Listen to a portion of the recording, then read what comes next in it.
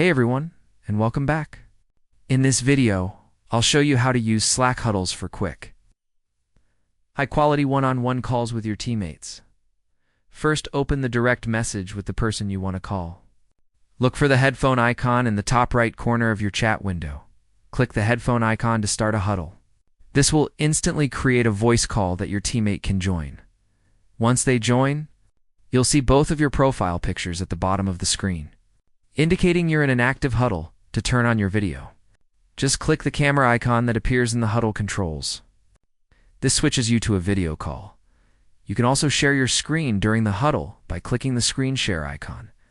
This is perfect for presentations or quick demonstrations.